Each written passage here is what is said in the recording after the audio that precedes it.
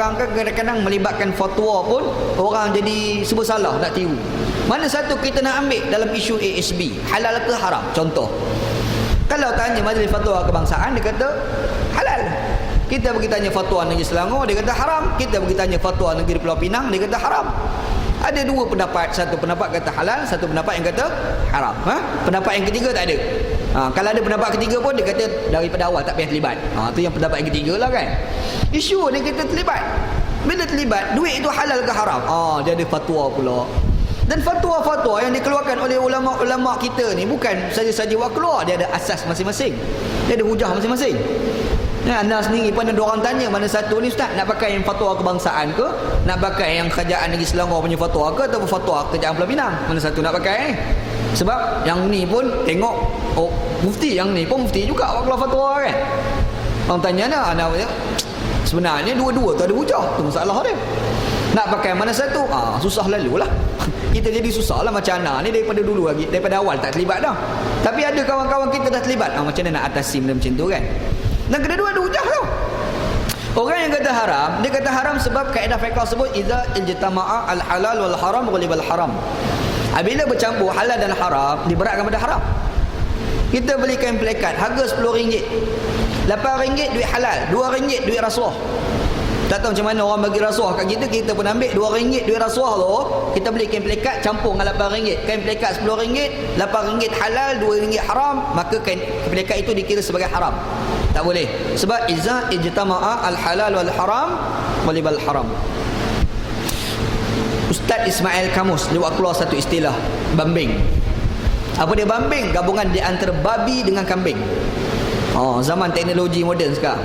Habis je nak bagi kahwin. Lembu dengan selada, kahwinkan dapat anak selembu, kata dia. Macam-macam lah. Ada pula satu lagi jenis binatang namanya bambing. Dia gabung di antara babi dengan anjing, dengan kambing. Kahwinkan 2 ekor tu, dapat anak sebiji kambing. Anak ni sebiji kambing. Kalau dia ada isi, kita buka isi bin babi. Susah. Sebab dia babi tu, jadi elemen-elemen babi tu. Macam mana hukum tu? Halal ke haram? Bambing tu. Iza ijtama'a al-halal wal haram walibal haram. Bila bercampur halal dan haram, maka diberatkan kepada yang haram. Bambing tu sendiri tu hukumnya adalah haram. Walaupun rupa dia kambing.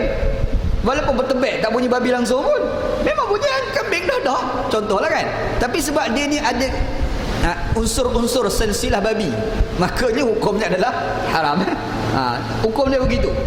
Apa lagi? Bila orang tanya tentang hukum lembu, kita buat korban, boleh? Seladang tak boleh. Selembu macam mana pula? Ada pula seekor binatang namanya selembu.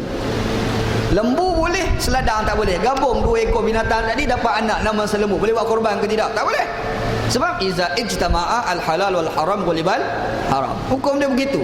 Serupa juga bila orang terlibat dengan ASB, yang fatwa Selangor, fatwa Pulau Pinang kata haram. Sebab apa? Sebab 80% sumber perniagaan dia adalah halal, tapi 20% sumber perniagaan dia adalah haram. Kata siapa? Negeri Selangor dan juga Pulau Pinang. Itu hujah dia orang. Kita pergi tengok pula Majlis Fatwa Kebangsaan, dia pula kata halal. Kenapa halal? Dia kata tak boleh. Bila ada sikit yang haram, banyak yang halal itu automatik nak haramkan. Tak boleh. Tak boleh kata dia. Takkan kok sedikit yang haram mendominasi halal yang banyak. Dia pakai hujah macam tu pula. Allah Ta'ala sebut dalam Quran, yas'alunaka 'anil khamri wal maisir qul fihima isman kabirun wa manafi'u lin-nas wa ithmuhuma akbaru min naf'ihima.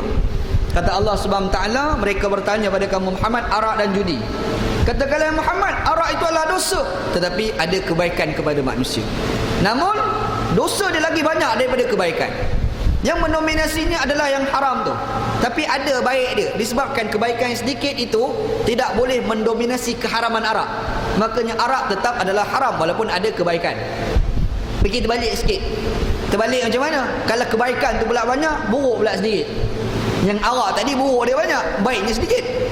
Kita buat terbalik pula, yang baik pula banyak, yang buruk pula sedikit. Hukum dia macam mana? Allah Ta'ala sebut dalam Quran, kutiba alaikumul qital wa huwa kurhul lakum wa asa an tukrahu syai'an wa huwa khairul lakum wa asa an tuhibbu syai'an wa syarrul lakum wallahu ya'lamu wa antum la ta'lamun. Allah Ta'ala sebut dalam Quran, diwajibkan kepada kamu berperang. Bila musuh serang negara kamu, kita wajib mempertahankan diri. Satu kewajipan, diwajibkan kata Allah. Tapi wa huwa kurhul lakum, kamu tak suka. Kenapa Kenapa tak suka? Memang tak suka perang. Mesti ada keburukan. Apa keburukan perang? Pembunuhan, duit habis. Tetapi kalau tak perang, lagi berat. Kalau kita berperang, banyak kebaikan dia. Kalau kita tak perang, buruk dia apa? Buruknya negara kita dikuasai oleh penjajah sebagai contoh kan. Kalau kita berperang, boleh selamatkan daripada jajahan, daripada musuh sebagai contoh. Tetapi adalah buruk tu, buruk yang sedikit, tapi kebaikan dia adalah banyak. Yang banyak itu tidak mendominasi, yang banyak itu mendominasi yang buruk. Yang buruk tidak mendominasi yang banyak. Makanya yang banyak itu baik, maka hukumnya adalah halal. Nampak? Ini hujah lah. Hujah di dua belah pihak. Jadi tidak heran ada fatwa yang mengatakan halal. Dah tu nak pakai mana satu? Dah ada dua ni. Nak pakai yang kebangsaan ke, nak pakai yang Selangor ke, nak pakai Minang, pakai mana satu agak-agak. Kalau orang tanya anak, nombor satu khurujul khilafi mustahabun, keluar daripada khilaf. Ambil jalan yang selamat, tak terlibat daripada awal. Macam contoh, apa hukum sentuh perempuan? Batal wuduk ke tidak? Mazhab Syafi'i rahmatullah alaih kata batal. Kita punya mazhab lah. Nak datang kuliah kat sini ni, naik highway turun dekat Rawang. Tu Rawang. Sampai kat tu Rawang tu bayar tol tu, orang budak perempuan tu bayar balik baki. Kita ulur tangan, dia pergi gosok tangan kita. Contoh ni bukan betul ni. Dia kata, ustaz pernah berlaku tak? Tak pernah berlaku. Anda buat contoh ni kan. Dia pergi gosok tangan kita. Bila gosok tu, batal tak wuduk agak-agak? Soalan. Mazhab Syafi'i rahmatullah alaih batal. Mazhab kita lah. Mazhab Nabi tak batal. Dalam mazhab Nabi, orang perempuan sentuh tangan kita tak batal kecuali datang syahwat. Yang tu kuat sangat dah tu. Sampai pegang sikit pun melompat, berat sangat lah mamat tu kan. Contohlah. Jadi dia sentuh, mazhab Nabi tak batal. Kita ni sendiri nombor satu pakai pendapat Syafi'i. Nombor satu. Tiba-tiba pergi ke Mekah, dok tawah-tawah tu masa buat haji tu, setentu orang perempuan nak berlari pergi ambil air semayang, jadi masalah. Sebab sampai Pak ambil semayang, ambil wuduk, gostan balik. Tak sempat sampai kat Kaabah, sentuh pula, gostan balik. Dah bila nak selesai tawaf? Jadi dah ada susah kat situ kan. Ad-dinu yusrun, Islam tu agama senang. La yurid Allah Subhanahu wa taala sebut nyata dalam Quran, Allah Taala tak suka yang berat-berat kepada kita. Bu'istum muyassirin lam tub'asu mu'assirin. Kamu dibangkitkan untuk memudahkan, kamu tidak dibangkitkan untuk menyusahkan. Kata Nabi SAW, la yukallifullahu nafsan illa wus'aha. Allah Ta'ala tidak akan membebankan seorang itu melainkan kadar kemampuan dia. Jadi kalau kita dah berulang ambil air semayang 7 kali pusing, sampai 70 kali ambil air semayang, tak ada faedah Syekh. Jadi masalah pula kan. Habis 7 tawaf, Pak Haji tu berkecut. Nak berkecut 70 kali ambil air semayang. Tak ada kerja lah, jadi susah je. Ada susah tu. Bila ada susah, dia ada keringanan dia. Keringanan bagaimana? Kalau sentuh tak batal. Boleh taklid kepada mazhab Hanafi. Tak jadi apa masalah pun, ada kemudahan. Bermaksud asalnya Syafi'i dulu. Tapi nampak terbeban, ambil mazhab Hanafi. Kita ni awal boleh mengelak daripada SP. Alhamdulillah, itu yang terbaik. Tiba-tiba tak boleh Ustaz, dah terlibat dah. Contohlah, dah terlibat dah. Bila dah terlibat, macam mana nak buat? Caranya adalah, tengok ada pendapat satu lagi yang mengatakan halal. Majlis Fatwa Kebangsaan, dia kata halal. Dah Ustaz, saya rasa tak sedar hati. Dia pada awal mengelak lah, tak sedar hati. Lepas tu ada fatwa kata terlibat juga. Majlis fatwa tanggung dosa. Siapa suruh keluar fatwa macam tu? Al-awam la mazhab lahu. Orang awam tak ada mazhab. Orang awam ni tak payah kaji. Orang awam yang kena kaji tu orang alim tu. Yang kita dengar kaji apa bahasa Arab pun spoil.